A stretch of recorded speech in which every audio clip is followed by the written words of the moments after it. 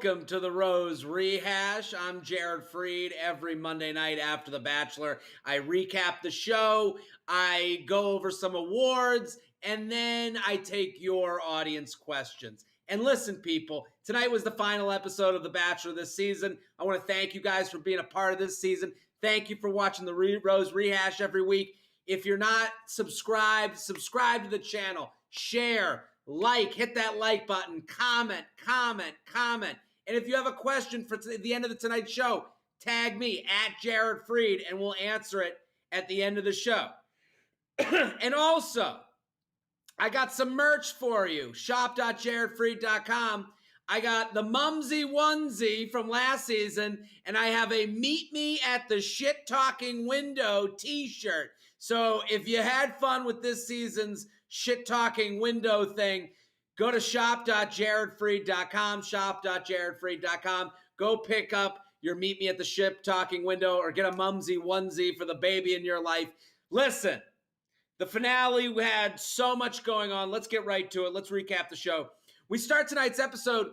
We're going to meet Matt's family. So Matt's mom and brother show up. Matt sits down with them. Matt's mom looks like a Celine Dion lookalike. She looks like she loves shopping on QVC. She looks like she talks to ghosts and she's a medium in her free time. And she seems very nice, but very reserved, very much the practical person in this whole thing. She's very much the let's calm down, but I'm here to meet whoever you liked. The brother looks just like Matt. He has the beard that we see Matt with now. It's almost like Matt was like, well, hey man, John, I love that beard on you. I could try that out. And then he went with it. So you have Matt's brother, his mom, they're there. He's like, I gotta introduce you to these women. He brings in each of the women. Michelle's first. Michelle and Rachel's meeting with both of them is very much the same.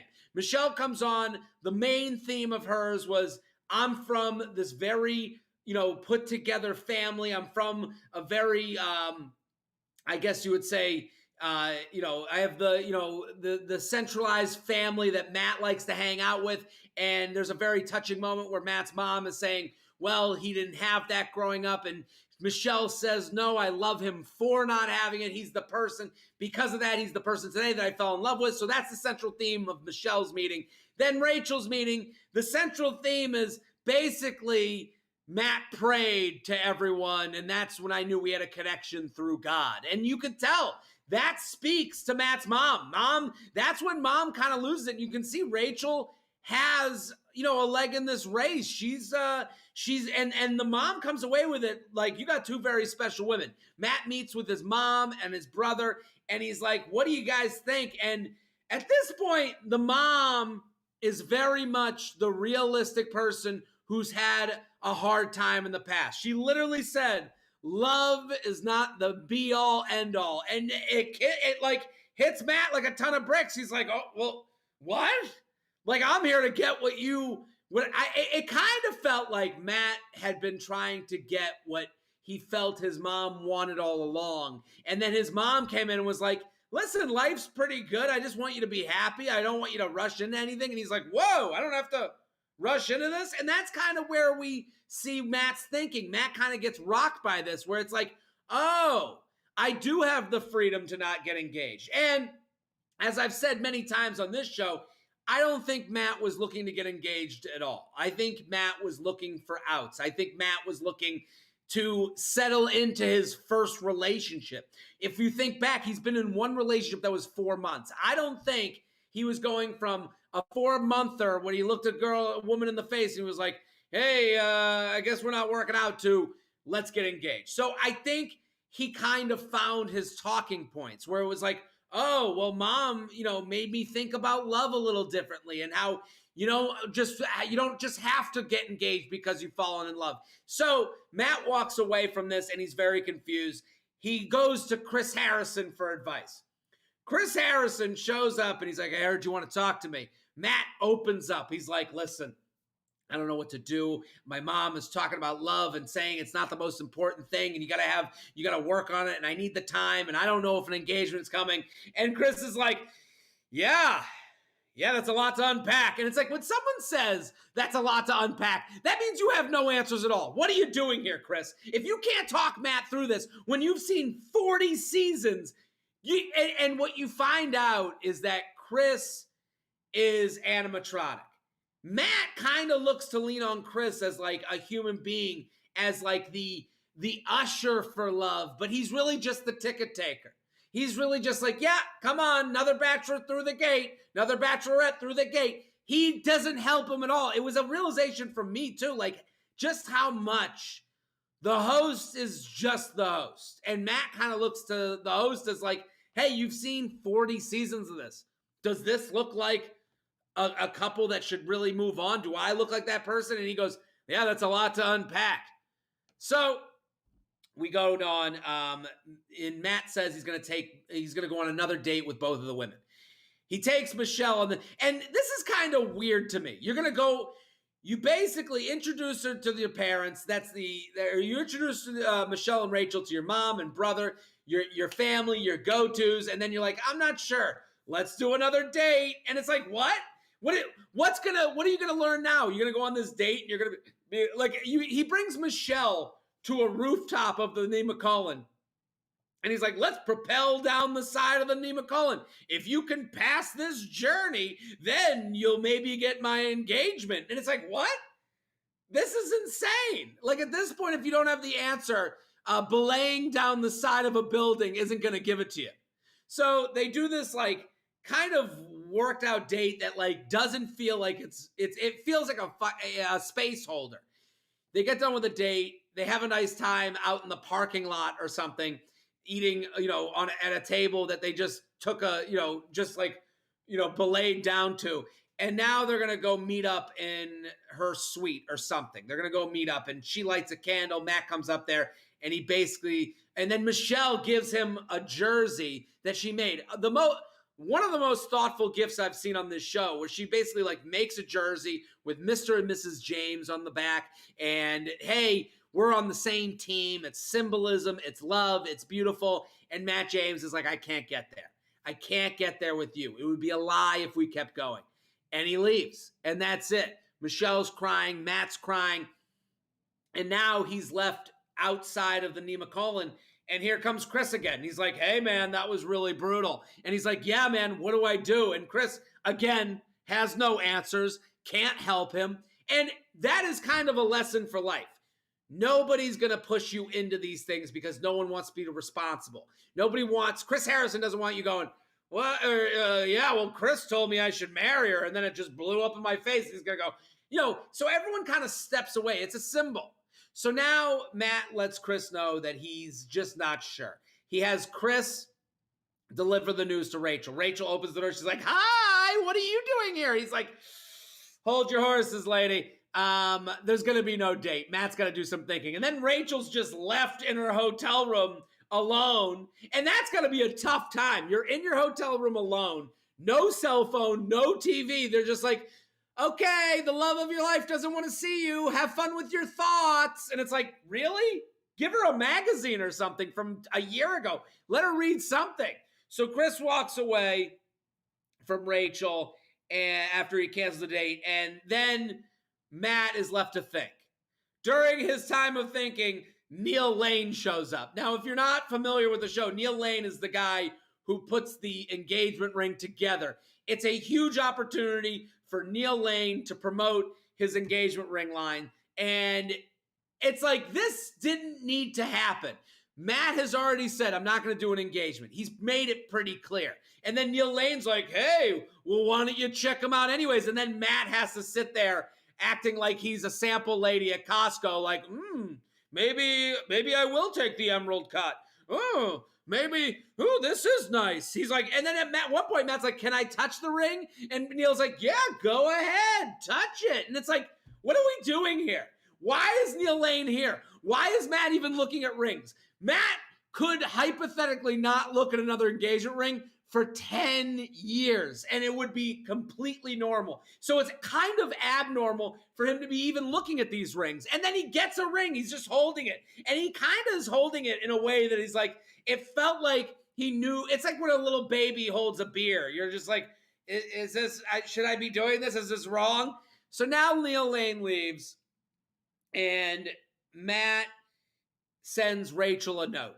The note says, meet me at the lake. And Matt has Rachel meet him at the scene next to a creek in the middle of the woods. It looks like where every murder ever happens in every movie. It looks like this is like a scene in Gone Girl. It's like, what are we doing here? Why don't you just go pick her up? You got 30 classic cars you've showcased this season. You can go pick her up. So now Rachel comes out to the lake and they meet up at this hopa that looks like it was built at Bass Pro Shops. It has a fire and couches. It looks like some sort of indoor lodge. And Matt looks at Rachel and he says, I'm not going to get engaged to you, but I'd still like to see what this could be.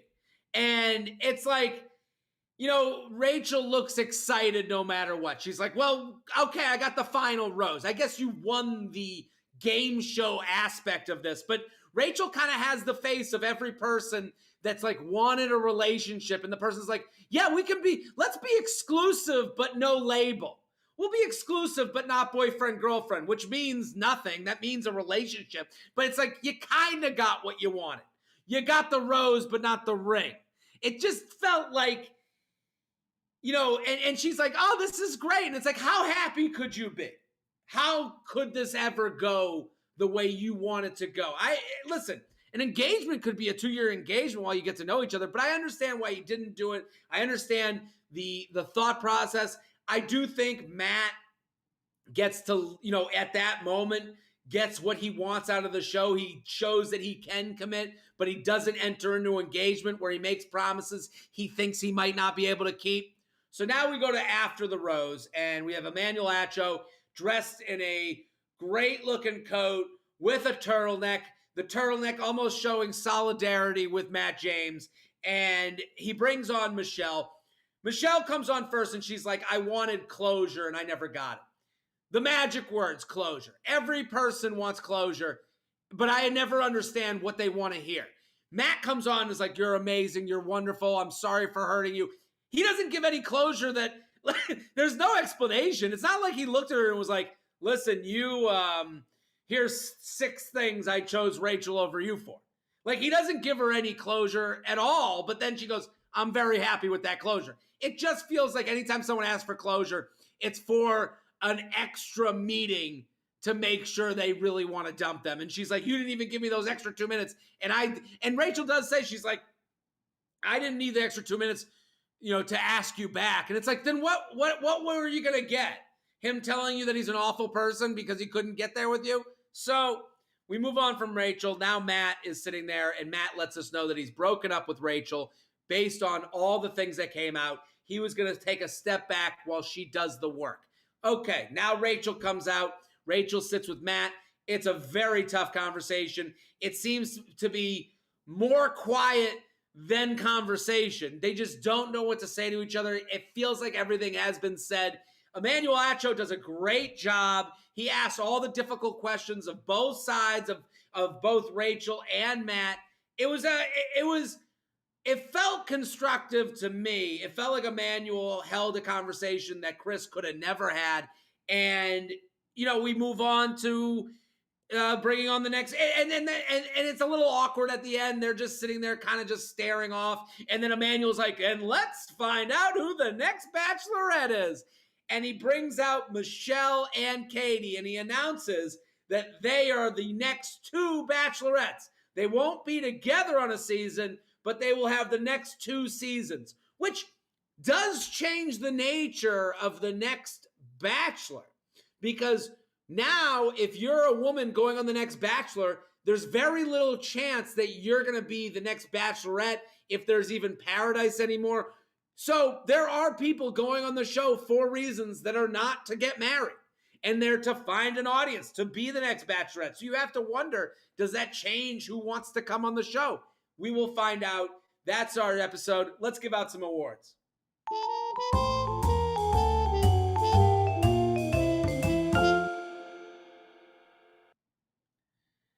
The Batches is where I give out awards. I give out roses to my favorite characters of the episode, and I give divorce papers to the people that I thought just didn't hold up in the episode. Let's start with the roses.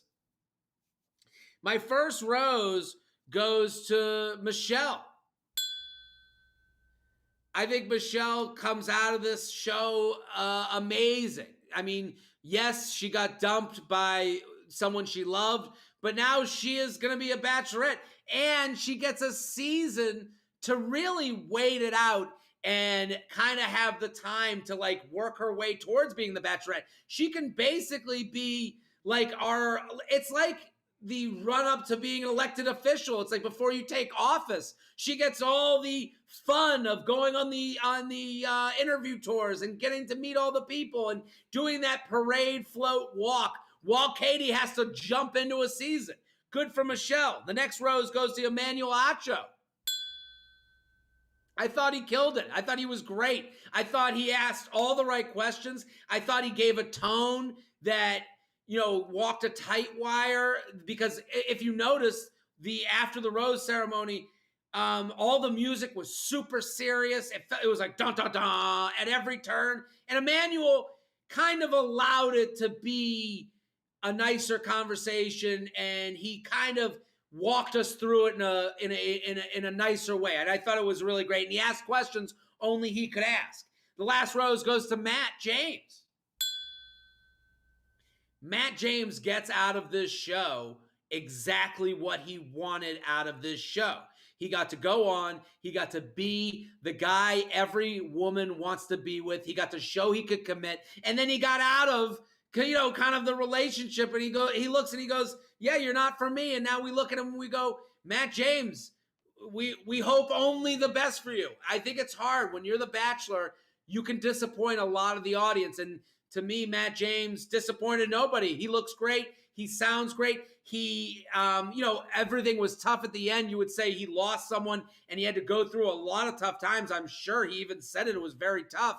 But right now, Matt James walks into, his charity gets a lot of attention. Matt James gets a lot of attention. I think this whole season was a win for Matt James, even though it ended horribly with the woman that he chose. Let's give out some divorce papers. The first one goes to Marriage on The Bachelor. I think marriage, this show ending an engagement is dead. I think now that Matt James didn't get engaged, people see a pathway to asking someone to just be in a relationship, to just see what this will be. If I'm the Bachelor, we have to change the ending. Let's get rid of the engagement. Get rid of Neil Lane. We're sick of looking at that mannequin. Why don't we have it? We have the ending sponsored by Zillow, and Zillow donates a home for the Bachelor and Bachelorette to move into for 1 year. A 1-year lease on a home for the Bachelor and whoever he chooses to move into. That's higher stakes. That's actually believable stakes. Now they live together. They get to be together. They can see what it's like to brush their teeth in the morning. They can see what it's like to sleep in the same bed every night. Now you have a new sponsor built in. Let's do it. Zillow, get your ass in here. The next divorce paper goes to Neil Lane. Neil Lane, what are you doing here? He says he doesn't want to get engaged, and you're like, just look at the ring anyways. You don't have to buy anything. He looked like a car salesman. Just take it for a ride. Bubba, Maddie. Yeah, touch the ring. See what it's like. Put it in your pocket. Who knows what you're going to want to do? Neil Lane, why don't you stop pushing your marriage ring agenda on people? Why don't you stop waiting in the front yard of The Bachelor as he's making the toughest decisions of his life?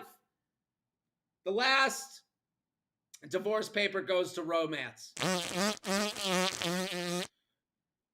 Romance died tonight thanks to Matt James's mom. Matt James's mom brought a level-headed practicality to marriage that is never seen on this show. She looks at him and she's like, yeah, it's not all about love. You got to be able to be with this partner the rest of your life. And that's really, a little something more than love. It's a little bit of a business transaction. And Matt James is like, what? And your girlfriend at home is like, what? And all the women at home are like, who? And it's like, yeah.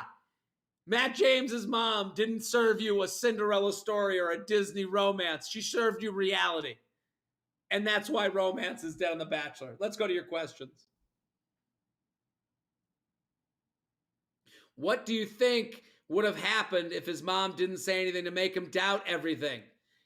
I think he would have found another storyline for not getting engaged. He was saying things like about not being sure about engagement before his mom showed up. And his mom gave him the talking points brought to you by mom, and that live in a moral high ground that no one could disagree with. You can't disagree with, hey, my mom, who went through a tough time in marriage, made me realize that I need to take more time for marriage. It was a bulletproof story. He would have found a less bulletproof story and maybe wouldn't be thought of as highly as people think of him now, but he would have done the same ending. Let's go to another question. Who are you more excited for The Bachelorette? I'm excited for both of them. I think it's two very different women for very different seasons. I love the idea of a teacher being the Bachelorette and Michelle, because you kind of have to treat the men on the show like they're your students and children. I like Katie because Katie is a fan of the live scream, so I'm a fan of hers in general, and she seems to bring a reasonable attitude to the show, so I'm excited for them both equally. If Rachel had a final date with Matt, what gift would she have given Matt? I don't think she would have given a gift. Like, I thought Rachel and Matt's relationship was very, quote unquote, chill. It just felt like he thought that one could be less serious than it could be with Michelle. Michelle's felt very like, hey, I got the mats made up for I got the front door mat made up for our new home together, right down the street from the elementary school I teach at. And Rachel felt like, yeah, we'll move to a major city and we'll see what this is like being engaged. And it felt like that, so I don't think even there was a gift. It just didn't feel like that type of relationship. Michelle's, her giving the gift with Mrs. James and Mr. James on the back, it was like, oh, of course, she would do that. It just felt very her. Let's do another question. Quick, gun to your head. Katie is filming this month, and producers want you to plan one date for her and her guys. What are you doing? Ooh. I've always wanted the Chinese buffet date because I want to see how these dudes eat. I want to see them at a buffet because I grew up going to Chinese food buffets, and at Chinese food buffets, they have sushi, they got hot dogs, they got chicken fingers, they got salads. I want to see how these guys dance around the buffet. Let's see what they choose. We'll do one more. How would you rate this season? I thought this season was fun. I thought there were like very serious things that came up that were interesting to talk about. I think of all these seasons very similarly because I don't come in thinking anything before it. I don't look at a Bachelor, whoever the Bachelor is and go, well, he doesn't seem like the Bachelor to me. I don't look at, like, when you ask about the two Bachelorettes, like, I always think the dynamic between the person and the people. The one negative of this season was they concentrated so much on drama that we didn't get to know them until the end. Matt James, we learned more in the last two episodes than we did the whole season. I think it's a shame that this season got hijacked by the drama. The producers got too hooked on the thing that Victoria kind of brought to this house. And it doesn't ring as true. It just, when Victoria came in with drama only on the mind, everyone wants to say that's a plant. I don't believe that's a plant. I think that's someone that comes in with low confidence levels, and then they concentrate on that and it becomes a little bit sad. I thought the season concentrated too much on the drama. I'd like them to concentrate more on the fun. I went on Bachelor Party podcast and I talked about ways I would change the show, just like that Chinese buffet date. I want more creative dates. I want more creative events. I want more fun. I want more of that type of things that we can find out about the people through their actions and not just these silly fights. That's our episode. Thank you guys so much for being a part of this season. It's been my pleasure. For all of you that have watched since the beginning, I love doing this show. I love watching The Bachelor. And I'll see you next season.